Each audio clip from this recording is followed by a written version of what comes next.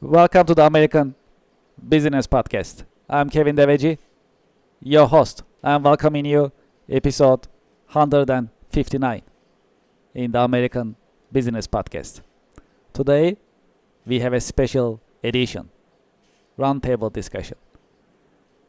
Before further ado, let me invite our guest to our virtual stage and let's get the discussion started.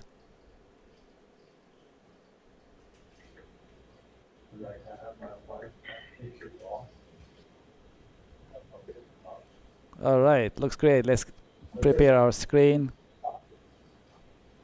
All right, let's see. Everyone is on the screen. All right, let's do this. All right, I think looking good. Hello, hello. Welcome to the American Business Podcast, the roundtable discussion. Hi. Great. Thanks for inviting us. Hey, Kevin. Thanks for having Of us. course, of course. Hello, David. Hello, Joe. Hello, Anthony. Welcome to this special edition. Appreciate it. Thanks for having Well, us. if that's okay, let's get the conversation started. Well, one of the popular subjects in American business podcasts is AI and AI for business, especially nowadays because AI is very advantageous for small and mid-sized businesses.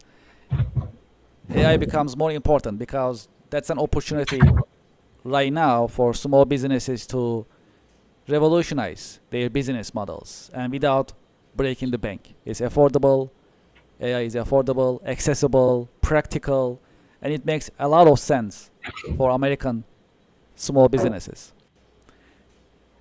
Well, from this point of view, I like to start by getting your take. What is your take on AI for business and how small businesses can take advantage, benefit from AI and AI's capabilities? All right, great. Well, David, Yeah, Not I everybody get at once.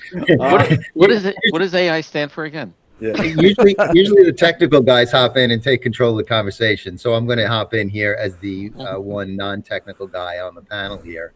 And as a small business, we use AI for a number of things.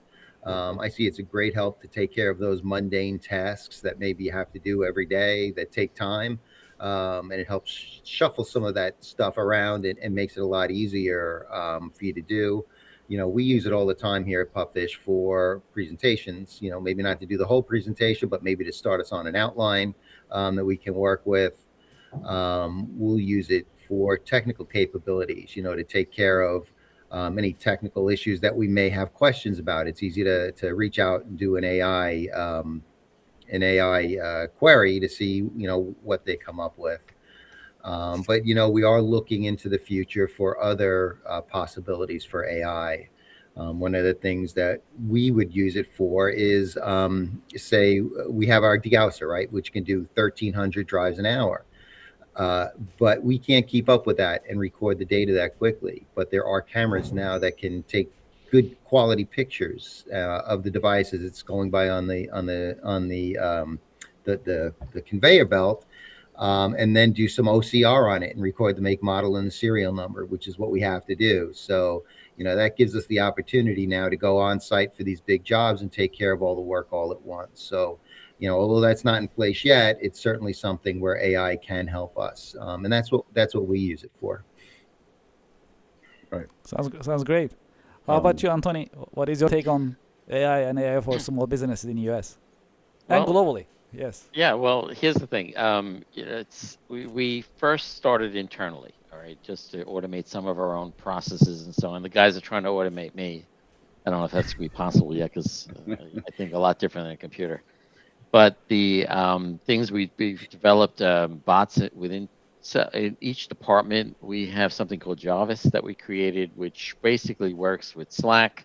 That depending on the department they're in, they can just ask Jarvis within Slack, questions and so on. It's all secure. We make sure it passes all the muster that Joe would put us through. So they have that going on. So basically, it allows us through APIs and everything to connect securely to our databases. And so we can find out, even if we get the phone rings, for example, it comes up with the entire information about that client for us. at least the pertinent information about it. So we have it at fingertips. The other thing too is if it's something that's coming in off the SEO, the website or whatever, it looks that company up for us, so we have an inkling of who they are and so on. Pick up the phone intelligently. We also created outbound bots that can make phone calls and so on. We're just testing them right now internally. It's very interesting. We had created another one called Megan, which is making phone calls right now, and it's trying some things out. And I'm working on somebody called Callie right now, which is going to be a very fun bot, and it's going to be enjoyable. I would want to hear it, all right, because I'm developing this. So it's a lot of fun projects we're doing right now, but we're finding increased efficiency now in every department. I mean, we're working now so much better and leaner. We could take on more clients without having to hire staff now. So that's what it's all about. Joe, you could probably chime in on this. Well, first of all, I think you're mistaking automating with cloning. I think they want to clone you. That's what they are. No, they don't want more of me. And when you said they Megan, want something they get shut off. And when you said Megan, I'm thinking of the movie That Doll that was automated. So I don't know. That's exactly the movie. They named it after that. Yes, I realized that. From a cybersecurity standpoint, and I think that the way that Anthony and Dave use AI is fantastic. We're using it in a couple different ways in our company. From my perspective, since I'm not the one doing the coding and the penetration testing and the SOC work for our clients, I'm using more of the informational piece. But as I tell everybody when I do my trainings, is that you can use it for informational, as I'm ghosting on the screen, but you should also verify the information. There's a lot of misinformation that might be coming from it because there's different AI tools out there. So it's great. I mean, I use it because sometimes, I have a brain fart and I need to say, hey, what was it that thought I was thinking about? Kind of pull it together. But also from the technology side, it's being used to really do a lot of threat detection. It's trying to keep up AI with AI for the hackers that are out there. So it really is a very beneficial tool if it's being used for good and the right way. That it could be used in all these cases and really be productive for everybody's business. Yes, and actually, I like to also shift the conversation towards security a little bit, which is very important, right? And actually, I had a meeting earlier today, and one of the prospects asking us about how to use AI, especially to compare price. And they have e-commerce services. They are selling widgets. So they were asking us how to utilize AI, ChatGPT, and others to search for competitors' pricing and compare it to theirs, for example, in terms of competitive advantage and where they are. So, well, the challenge here is, of course, just as soon as they put their information out there in ChatGPT or another LLM, then it's just out there, right? Hey, this is my pricing, these are my products. Can you compare it with competitors? That's where they were going fundamentally. So we were like, wait a second, where does it go? And how long is it going to stay? Now the world has their information. So the importance of the security. So what is your take on this? Yes. Yeah, I'll start on this one. So I'm, I know we're all big on security as far as using AI. I actually just came back from doing a training for a school district, and I tell them, listen, you shouldn't be using you should not be using open AI at schools. Putting in that student information, putting in any information, you're putting in open AI, it's out there. Don't do that. A lot of times then people ask, well, what can I use? I would recommend using whatever is in your security ecosystem. There's certain procedures. There needs to be a policy around how you can be used and what can be used and what kind of information put in. Humans are very visual creatures and they need to have that structure. Also, from my audit risk and compliance background, I mean, I've been seeing all these audit internal control frameworks around AI that are coming out there, and they're all basically the same. It's about access controls and configurations, and it's all really based on the governance and all that kind of stuff. And even if you just implement some of these controls, it will help you with your security around the AI in your business. You know, and just quite honestly, you just want to make sure that everybody is aware with the training that there are data privacy laws, whether or not there are AI regulations out there. I don't separate the two. I don't care that there's no AI regulation out there as far as what you should be putting in, what you should not should be putting into it. It still falls under data privacy laws, and people have to understand that it still falls under your data privacy laws that are state by state and federal government, and not think of it as a separate entity in that respect. Exactly. Yeah. Yeah. You can't just put stuff into ChatGPT, for example, that's kids' information, health information, and so on. You got to be very cognizant of that. Is that because it's like going out to the world. Once you've put something in there, it's out. Right. So from a data privacy standpoint, it's extremely important. Yeah, we use it to look up general basic information here, you know, never anything specific to anybody here or to our company, just for that purpose. And, you know, the requirement to protect that is so strict.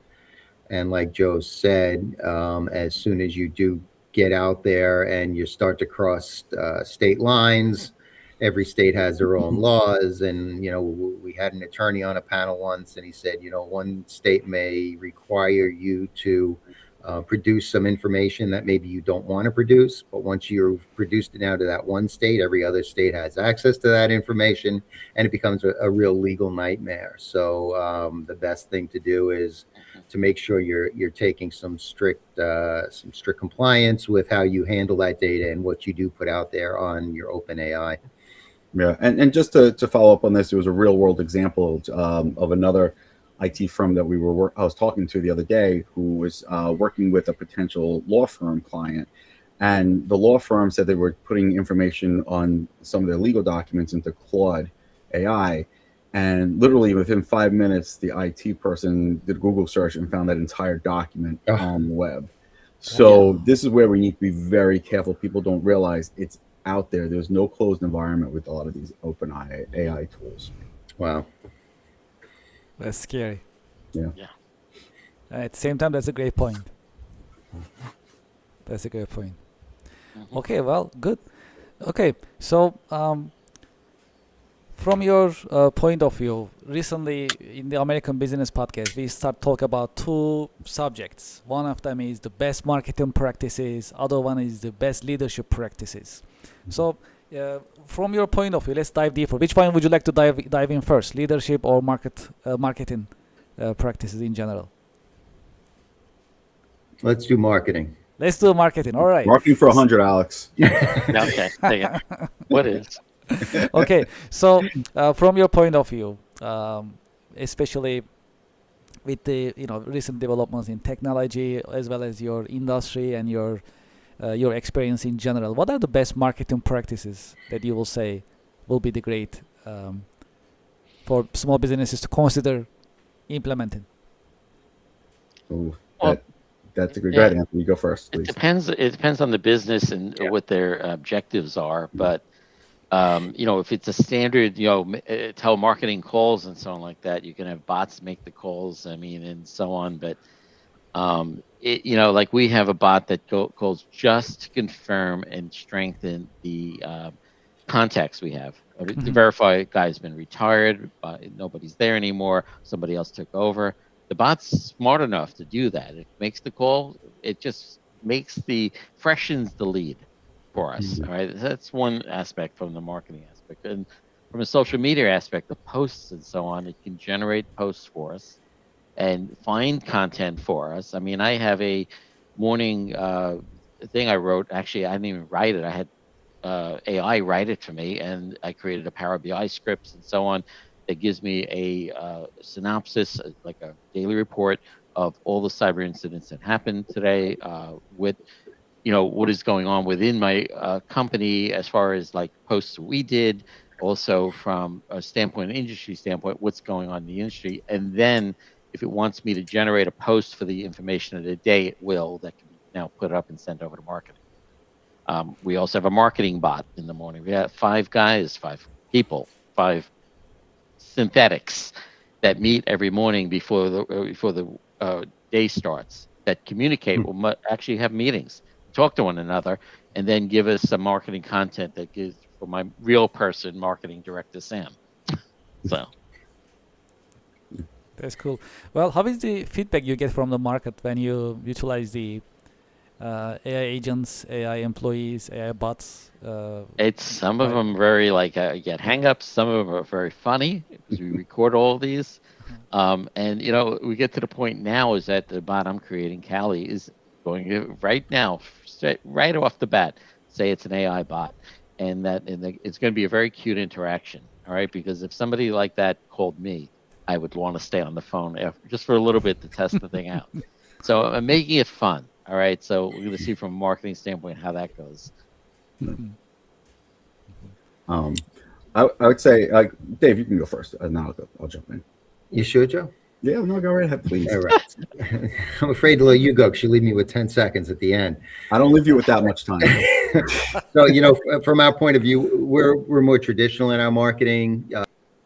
Most of our work comes from referrals. So we're out there doing, the networking, meeting companies that are great.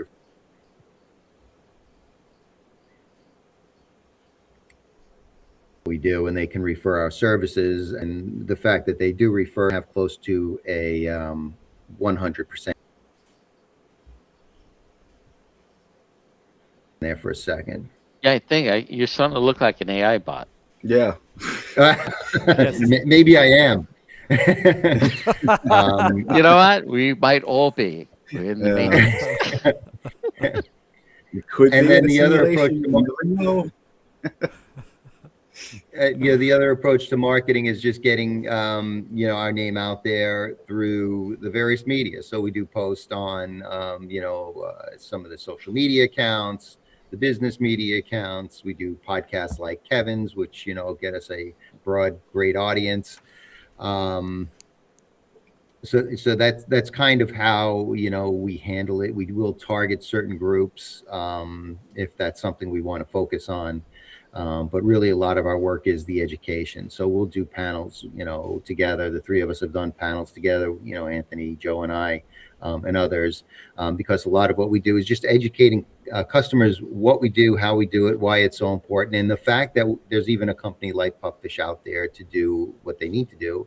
Because a lot of people just throw it into a closet and they forget about it and hope they won't have to deal with it. Yeah.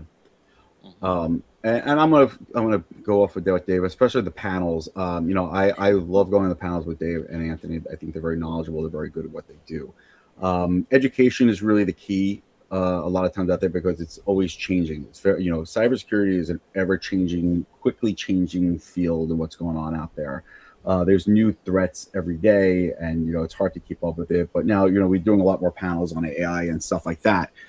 From a marketing perspective, besides for the education, the networking, like Dave said, you want partnerships, especially in a region like Long Island. It's partnership is very, very important. And also, the podcasts are great. I think that and every business can be different, and we think that like for cybersecurity podcasts would be great to do. Some other businesses may not be so great.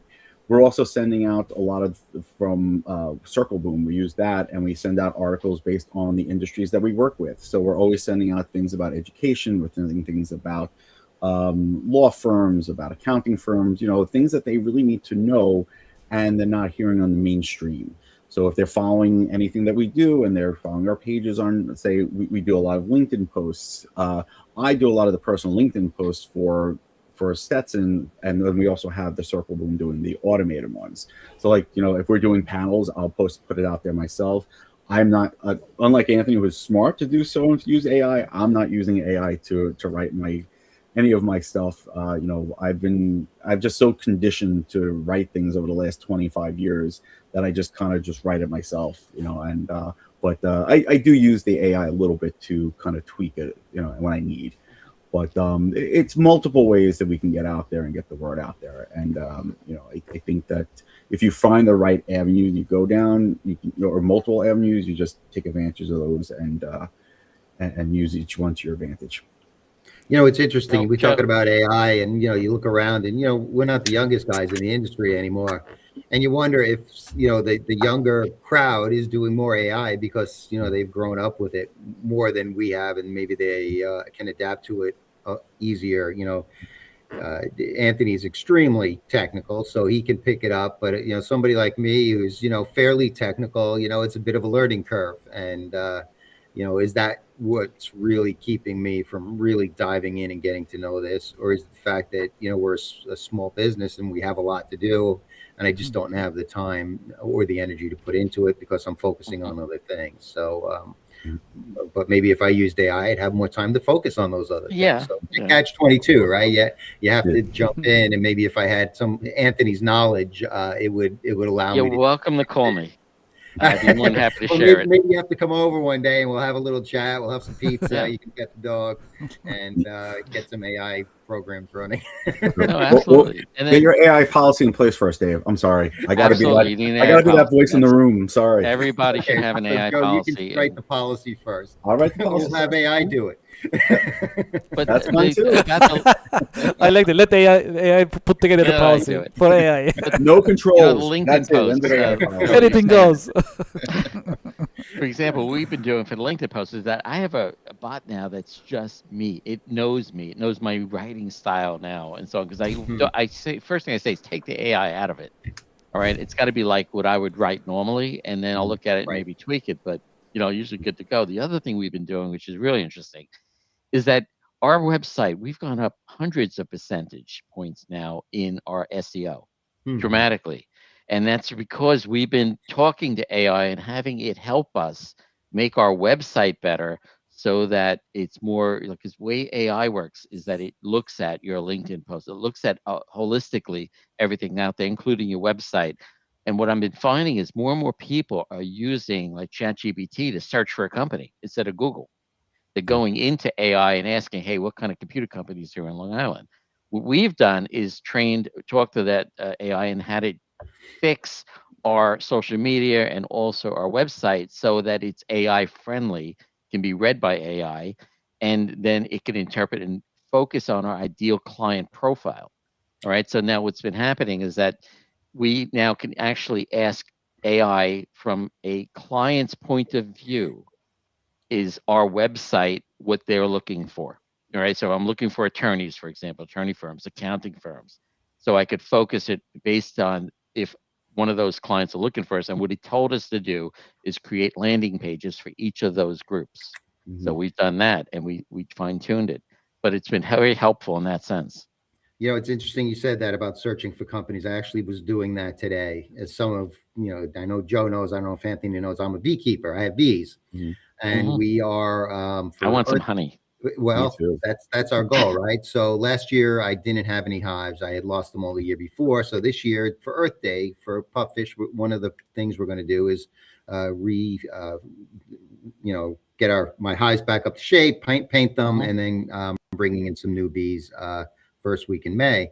But one of the things you need to do with bees is a varroa treatment. And, I was on ChatGPT today, just looking up what are the varroa treatments, what affects honey, what doesn't affect honey, what embeds in the wax, what is organic and won't do that. So, yeah, I had ChatGPT help me make some of those decisions and then went to do all the treatments. So, it allowed me to do that research in about 15 minutes while I was eating a sandwich versus, maybe spending hours looking things up at home, trying to read through things. Oh, it's great. And, again, you're talking about security versus convenience and everything. It's so easy to use ChatGPT and tempted to put information in there about you got to be very careful. But I mean, a couple of years back when ChatGPT first came out, I was playing with it and stuff. And I overheard my wife, this is a true story, talking to her sister about their brother who went home with food poisoning. And I'm listening and everything. And all I did is I heard the symptoms. He was dizzy, he was double digit, this.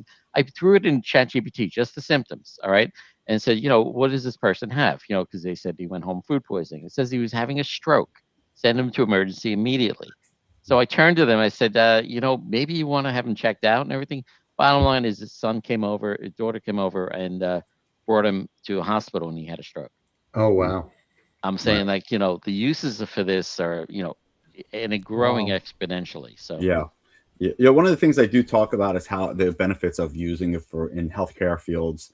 I always say that it's for tax accountants. I think we're not going to have enough tax accountants in a few years that we're going to create a program that does tax accounting. Manufacturing, there's not enough people to be hired to work in the factories, so it's making the processes more efficient. It really does, upon the learning, and does make things more efficient and better for these businesses, where if they can't find anybody to do the job for them. Agreed.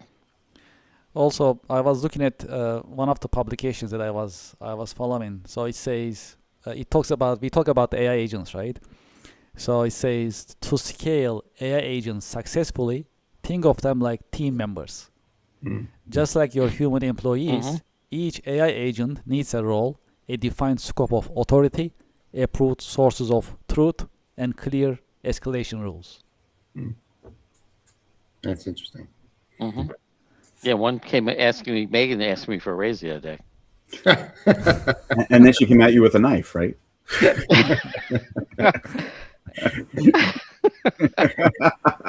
Scary world. That's definitely interesting. I actually heard about something similar before, using and position AI agents in organization charts. So there is David, there is Absolutely. Anthony, there is Joe, there is Kevin, and there is also Megan, just like you mentioned, in the organization chart, right? So we know where the Megan is the AI agent and the role. Nobody wants to work under her, though. Yeah, no. See, I would think that there would be more in the process flows than the organization charts. That's probably where I think people have not gotten to the point where they make their process flows, which they should be doing, so they know where they can find the weaknesses, so they slap them into the organization charts. I think it's a lazy way to do it, not to but it's a lazy way to identify your bots. Yeah, we had AI help us with the org chart, based on oral strengths and so on like that, who should be in what role. Yeah. So.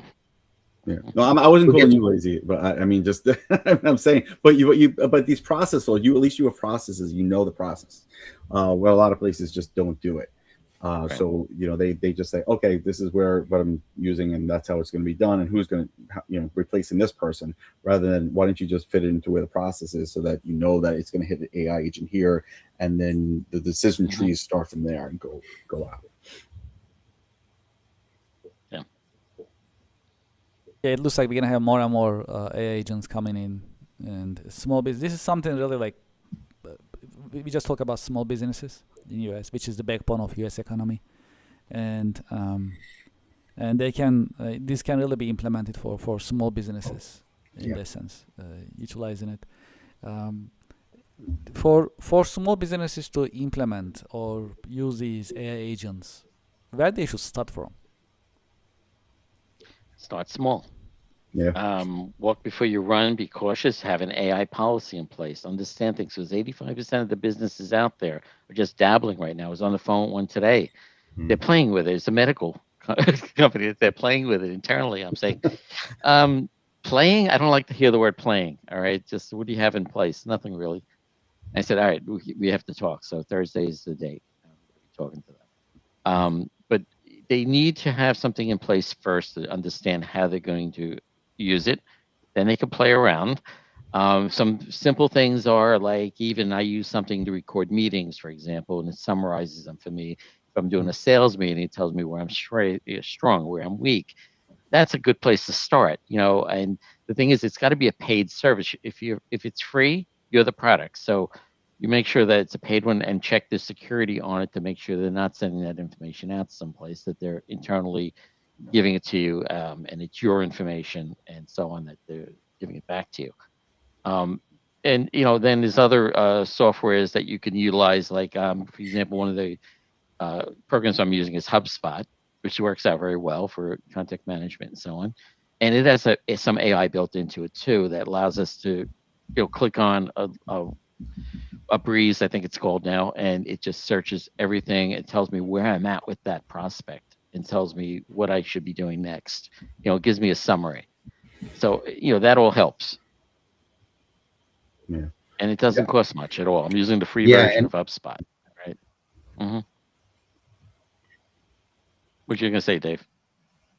Well, I've got a couple of things. First of all, for somebody for somebody who doesn't really use too much AI, I'm using ChatGPT because it is very general and, open. I'm not, putting any private information on there.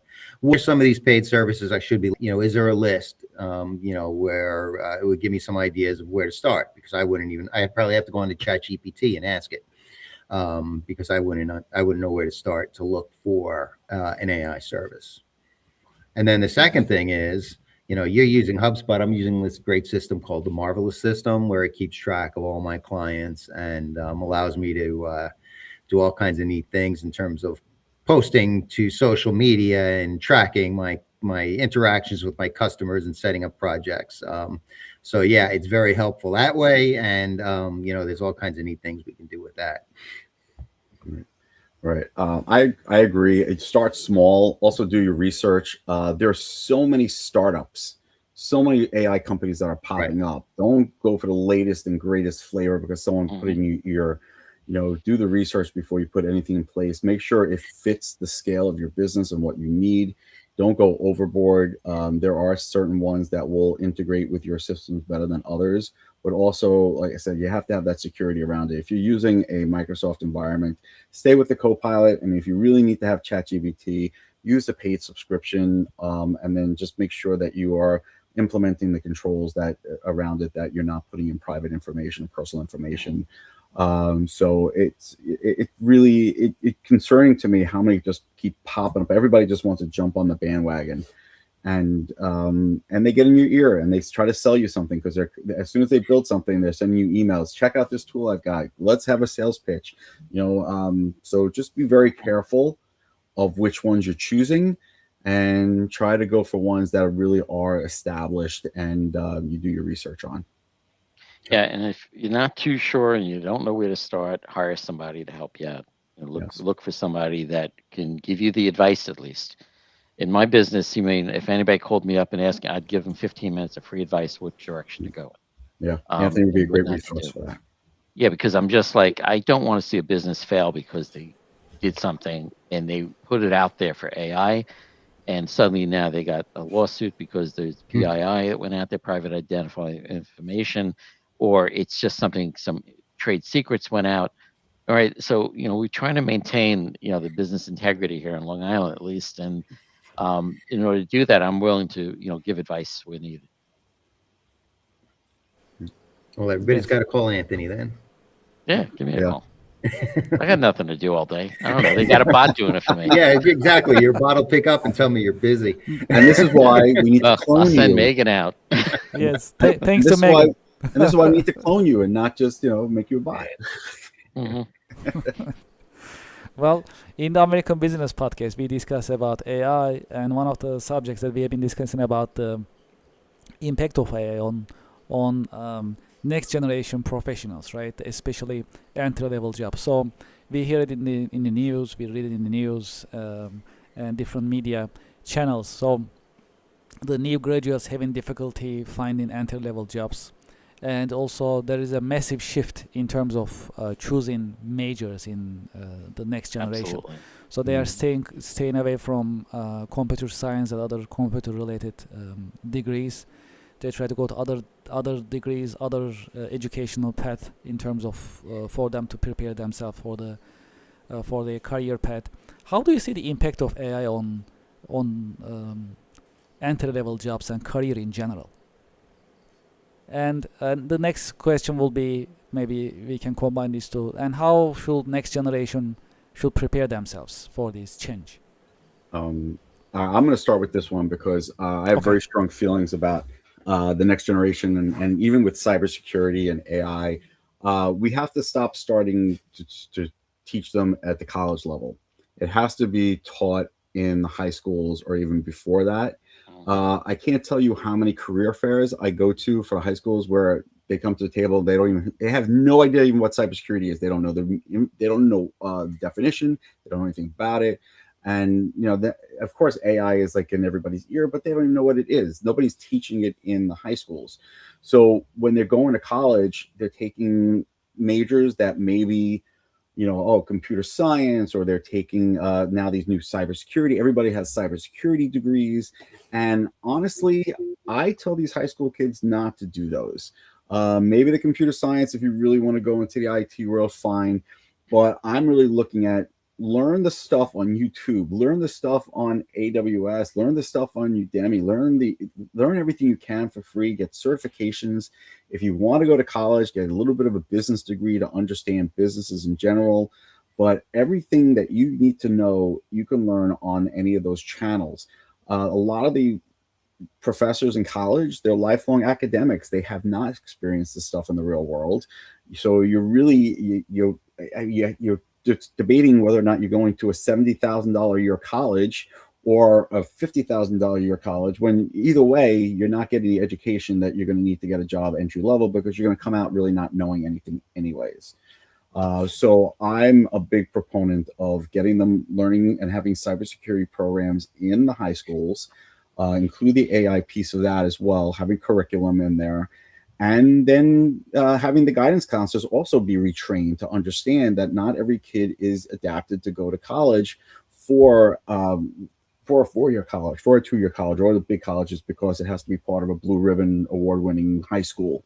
We really have to shift our minds this way. I mean, the same thing goes for plumbers and electricians. I mean, if a kid wants to be a plumber electrician, don't tell them they have to go to college for it.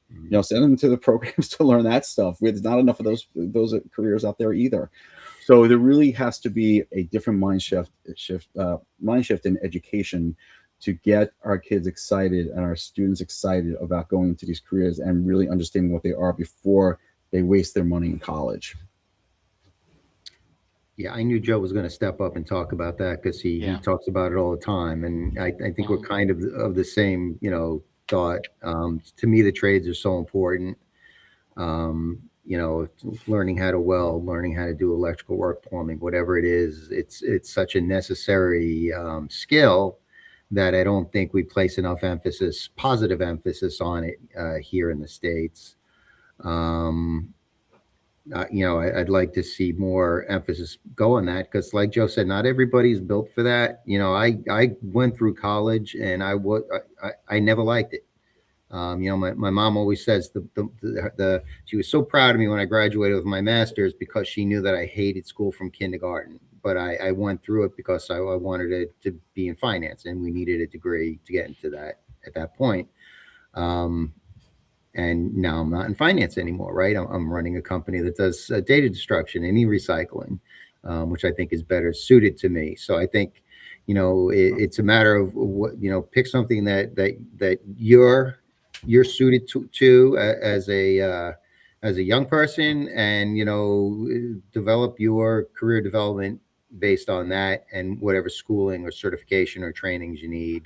That's really the most important, because it's a financial decision, right? As a finance person, you have to do the cost benefit. Like Joe said, are you going to spend $70,000 a year to get a degree and then come out and, work in my warehouse lifting stuff? You don't need a degree for that. So, that's really what you need to look at. And, I think AI may take away some of those lower level entry jobs, but I think it's also going to create other jobs that people will need to do to support AI and the functions around it. And, whatever improvements we see because of some of the great experiences and developments we have coming forward. I think about my own past, how many times I pivoted my job and career, and all the different things I learned over the time, and how I'm fitting in right now very well with what's going on. I look at it, I think people are asking the wrong question, in the sense of like, hey, what job should I get? It's more than that. The better question really is, what capabilities do I need to build? What experiences do I need to get? Because one skill on its own today is basically a commodity. All right. And when you stack skills together, like, technology, business thinking, communication skills, that's where the leverage comes from. That's where you become valuable, no matter how the market shifts and what AI does. Because now I can look at things and look from a business standpoint, maybe communicate better. I'm basically stacking my capabilities, because I have a lot of different experiences. I can apply in different areas now. So I'm thinking, when a kid asks me what job I should go into, it's not the job, more as fact what skills you need.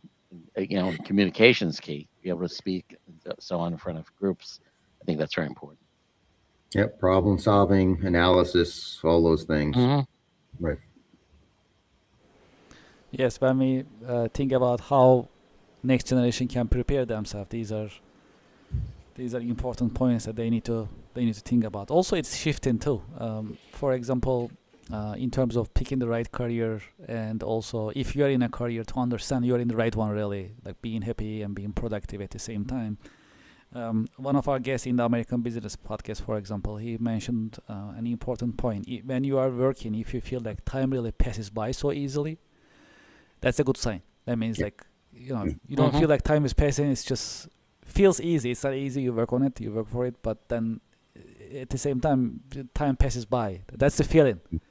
Yeah, I think Then you we've get all had those kind of careers and jobs where we've worked at it and it feels like it just never ended. It just was the slowest day ever.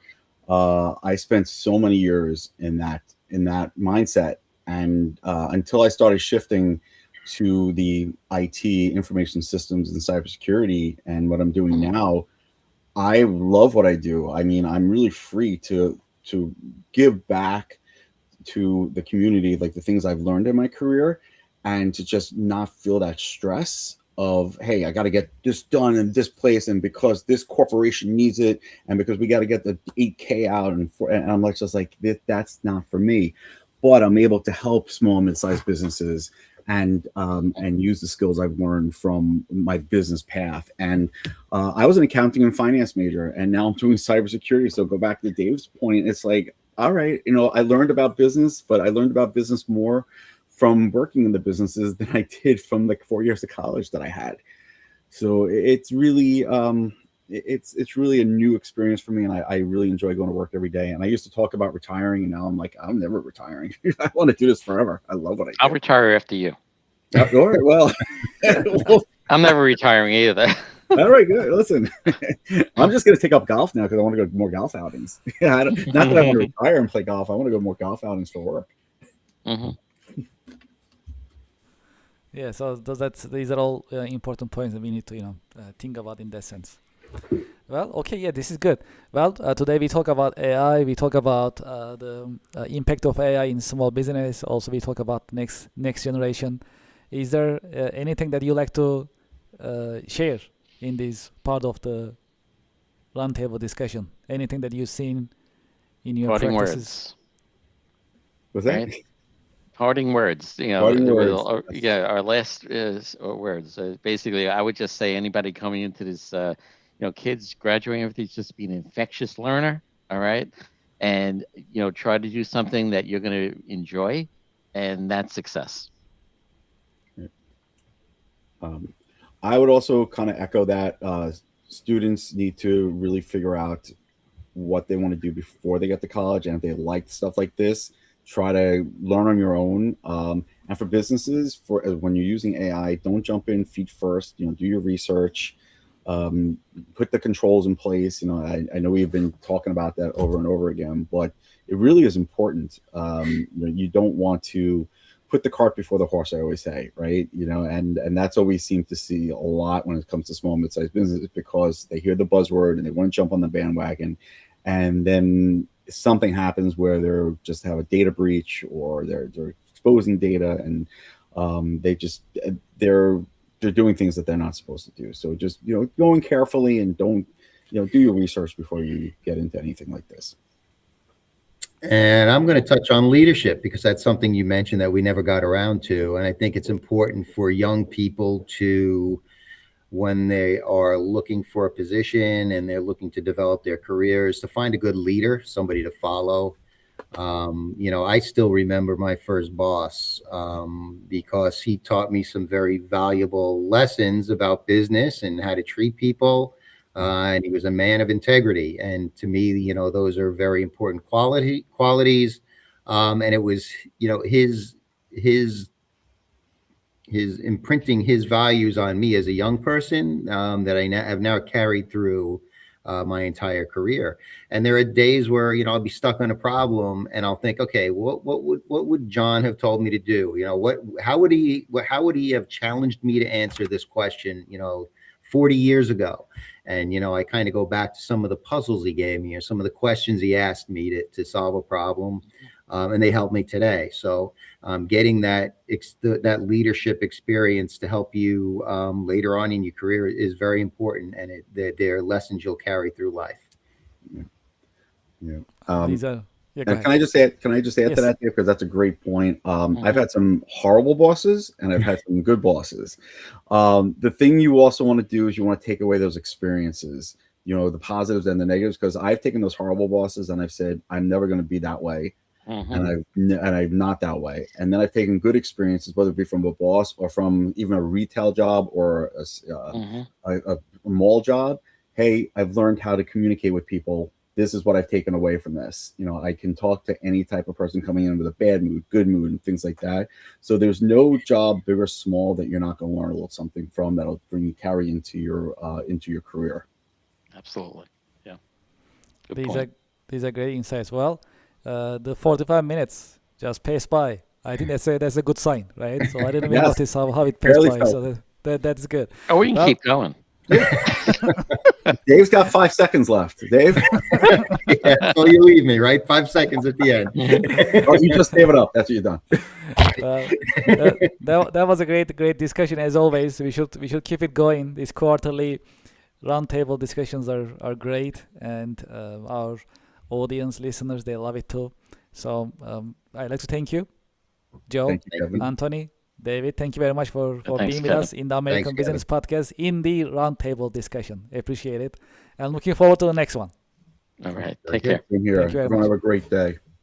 Thank you. And to our audience and to our listeners, I hope you enjoyed today's roundtable discussion. I like it very much, as I always do. Thank you for listening. Thank you for watching. We'll be right back after a short break. Thank you very much.